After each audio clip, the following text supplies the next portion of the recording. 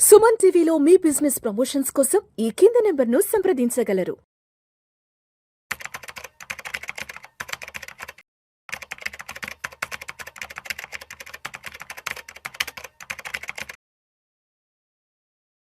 చక్రధర్ గారు నమస్తే సార్. నమస్తేనండి. చక్రధర్ గారు రీసెంట్‌గా ఒకరిద్దరు ఫ్రెండ్స్ నాకు కాల్ చేశారు. విష్ణు మా మ్యూచువల్ ఫండ్ ఇన్వెస్ట్‌మెంట్ ఒక 10 లక్షలు ఉందని ఒకరు కాల్ చేశారు. ఇంకొకరేమో 14 లాక్స్ ఉంది. అంటే మేము ఆల్మోస్ట్ ఒక 10 ఇయర్స్ నుంచి వరకు ఏదో చిన్న చిన్న ఇన్వెస్ట్‌మెంట్ ఒక 2000, 3000తో స్టార్ట్ చేసాం. ఇప్పుడు ఒక 10 లక్షలు రీచ్ అయ్యాం. ఇంకొకరేమో 14 లక్షలు ఎంతో రీచ్ అయ్యారు. సో మేము దీని మీద లోన్ తీసుకుందాం అనుకున్నాం. అంటే లోన్ అగైనెస్ట్ మ్యూచువల్ ఫండ్స్. ఏంటి అసలు మనకున్నటువంటి మ్యూచువల్ ఫండ్ ఇన్వెస్ట్మెంట్ మీద నుంచి మనం లోన్ తీసుకోవచ్చా? తీసుకుంటే ఎంత వడ్డీ విధిస్తారు ఏంటి? తీసుకోవడం వల్ల ఉన్న లాభ నష్టాలు ఏంటి? ఒకసారి నన్ను అడిగి కొంచెం డీటెయిల్డ్‌గా అడిగి కనుక ఎవరైనా వెల్త్ మేనేజర్ నీ దగ్గర ఉంటే అడిగారు కాబట్టి. సో ఏంటి అసలు మన దగ్గర ఉన్న మ్యూచువల్ ఫండ్ అమౌంట్‌లో నుంచి మనం లోన్ తీసుకోవాలంటే ఇక్కడ ఉన్న ప్రోస్ అండ్ కాన్స్ ఏంటి? ఇది ఈ మధ్య మాకు బాగా కాల్స్ వస్తున్నాయండి. ఈవెన్ ఎస్ఎఫ్ మీద తీసుకోవచ్చా అని అడుగుతున్నారు. ఏఎఫ్ మీద లోన్ తీసుకోవచ్చా అని అడుగుతున్నారు. అలాగే మ్యూచువల్ ఫండ్స్ మీద లోన్ తీసుకోవచ్చా అని అడుగుతున్నారు. పిఎంఎస్ మీద కూడా లోన్ తీసుకోవచ్చా అని అడుగుతున్నారండి. పిఎంఎస్ మీద ఎటువంటి పరిస్థితుల్లో లోన్ అయితే రాదండి. రాదు. ఇంకా ఎస్ఐఎఫ్, మ్యూచువల్ ఫండ్స్, ఏఎఫ్ మీద అయితే మనం లోన్ తీసుకోవచ్చు. అంటే ఇప్పుడు పిఎంఎస్ పెద్ద టికెట్ అయినా 50 లక్షల టికెట్ అయినా కూడా దాని మీద ఇవ్వరండి. ఎందుకంటే అవన్నీ స్టాక్స్ అన్ని కూడా పూల్ అమౌంట్ కాదు అది. స్టాక్స్ ఆల్రెడీ రిజిస్టర్ అయి ఉంటాయి, ఓనర్షిప్ మీద రిజిస్టర్ అయి ఉంటాయి. పైగా ఏంటంటే చర్నింగ్ చేయాలి. ఆ స్టాక్స్ అలాగే ఉంచుకోకూడదు వీళ్ళు. ఇవాళ ఒక స్టాక్ నమ్మాలి.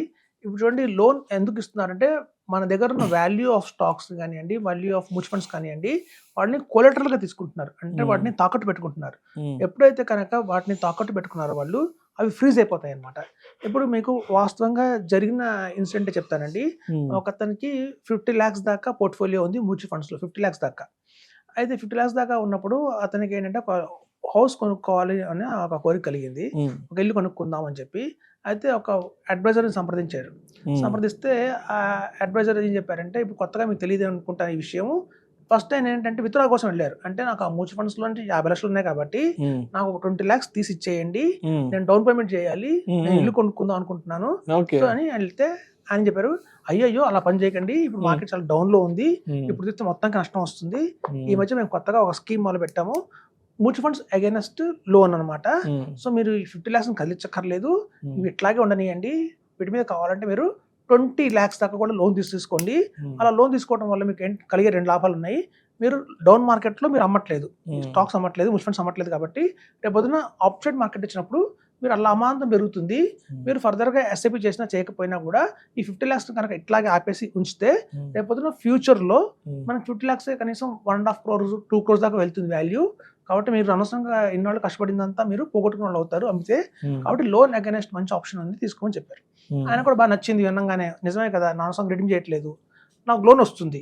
ఎప్పుడైతే నేను 20 lakhs లోన్ తీసుకున్నానో నేను డౌన్ పేమెంట్ కింద నా హౌస్కి కట్టేశాను కాబట్టి నేను రిలీఫ్ అవుతాను, నా పర్పస్ అయితే సాల్వ్ అయింది, ఈ ఫండ్స్ అలా ఉండనియండి అనుకున్నారు. అయితే ఈయన మైండ్లో ఏముందంటే 20 lakhs వరకే నా ఫ్రీజ్ అవుతాయి అనుకుంటున్నారు ఆయన. అలా కాదండి, 20 lakhs లోన్కి దగ్గర 50 lakhs ఫ్రీజ్ అవుతున్నాయి. అక్కడ 50 lakhs ని లోన్గా పెట్టుకున్నాను కొలెటర్గా, ఇచ్చింది మాత్రం 20 lakhs.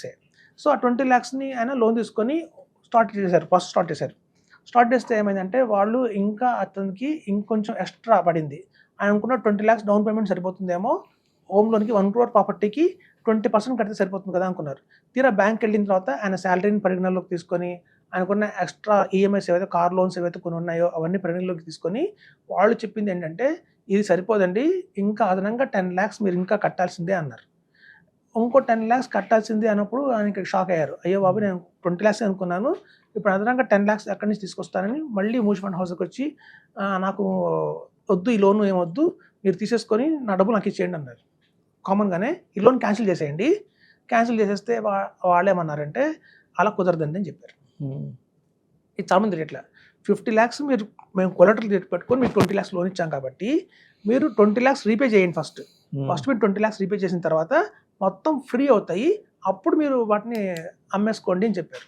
ఈయన అంటారు, నా దగ్గర 20 lakhs లేవు కదా, అందుకే మీరు లోన్ కోసం వచ్చాను అని చెప్పి ఈ ఇన్వెస్టర్ చెప్పారు. అడిగితే ఏమైందంటే వాళ్ళు చెప్పింది ఏంటంటే, ఒకవేళ కనుక ఇతను ఏమన్నారంటే, టోటల్ లోన్ తీసుకుని 20 lakhs, దాని మీద ప్రాసెసింగ్ ఫీజు ఏదైనా ఉంటుంది, పోనీ 2% పక్కన పెడదాము, ఆ 50 lakhs మొత్తం మీరే అమ్మేయండి, ఉమ్, అమ్మేసి మీ 20 lakhs మీరు తీసుకొని ఆ బ్యాలెన్స్ 30 lakhs నాకు ఇవ్వండి అని ఒక కామన్ మ్యాన్ అడిగినట్టు అడిగారు.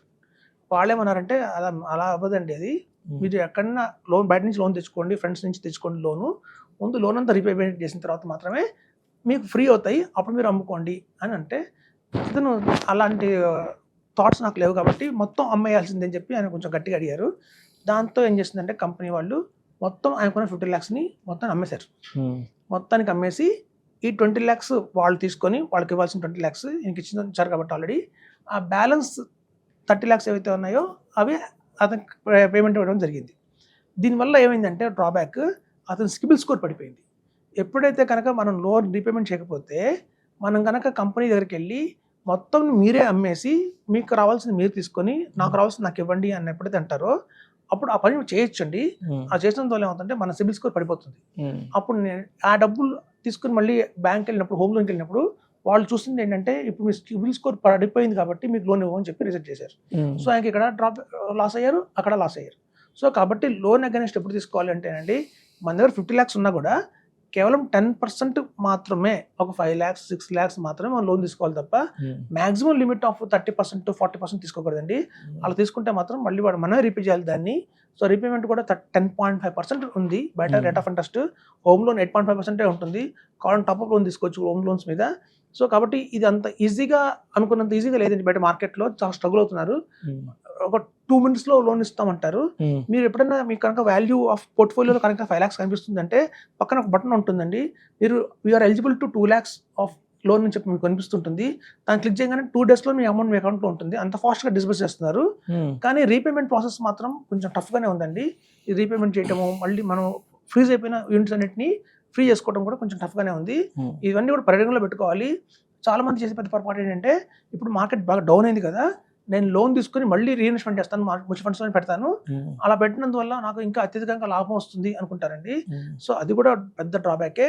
ఎప్పుడు కూడా మన దగ్గర ఉన్న అమౌంట్ తోటే మీరు ఇన్వెస్ట్మెంట్ చేయండి తప్ప, లేదంటే అలా అమౌంట్ లేనప్పుడు కామ్గా ఉండండి, అదే గ్రో అవుతుంది. లోన్ తీసుకొచ్చి మరీ ఇన్వెస్ట్మెంట్ అయితే చేయకండి నేను చెప్తుంటాను. అలా చేస్తే మనకి ఇక్కడ ఈఎంఐ ఎక్కువ కట్టాలి. ఇప్పుడు చూడండి, మనం లోన్ కనుక తీసుకొని ఇన్వెస్ట్మెంట్ చేస్తే మార్కెట్లో 10.5% మనం అట్లాగో రేట్ ఆఫ్ ఇంట్రెస్ట్ కడుతున్నాము.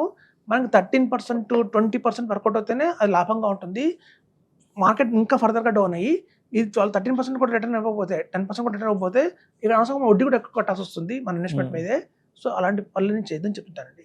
సో ఇది ఒక లోన్ అగైనెస్ట్ మ్యూచువల్ ఫండ్స్ కానివ్వండి, లోన్ అగైనెస్ట్ ఎస్ఎఫ్ కానివ్వండి, కేవలం మనకి ఏదైనా ఎమర్జెన్సీ వచ్చిందంత మాత్రాన్ని మనం తీసుకోవాలండి. దానికంటే కూడా మనకి ఎంత అమౌంట్ కావాలో అంత రిడీమ్ చేసి అక్కడ ఈఎంఐ కట్టే బదులు మనం మళ్ళీ ఎస్ఐపి చేసుకుంటే, సపోజ్ మన దగ్గర ఒక 10 lakhs ఉన్నాయనుకోండి, మనకి ఒక 4 lakhs ఇమీడియట్గా అవసరం ఇచ్చిందంటే 4 lakhsని రిడీమ్ చేయండి. ముందు మీ మైండ్లో ఆ లోన్ అనే బాధ ఉండదు. మళ్ళీ మీరు ఎలాగో ఈఎంఐ కట్టడానికి ఫిక్స్ అయిపోయారు కాబట్టి ఆ ఈఎంఐని ఎస్ఐపి రూపంలో మళ్ళీ ఫర్దర్గా కట్టండి, మళ్ళీ అది గ్రో అవుతుందని చెప్తుంటానండి. సో ఈ లోన్ అగైనెస్ట్ దాంట్లో కూడా కొన్ని డిసడ్వాంటేజెస్ చాలా ఉన్నాయండి. అడ్వాంటేజెస్ ఓన్లీ ఒకటే, వెంటనే లోన్ వస్తుంది. మనకి పే స్లిప్స్ నేను చెక్ చేయకుండా, మనకున్న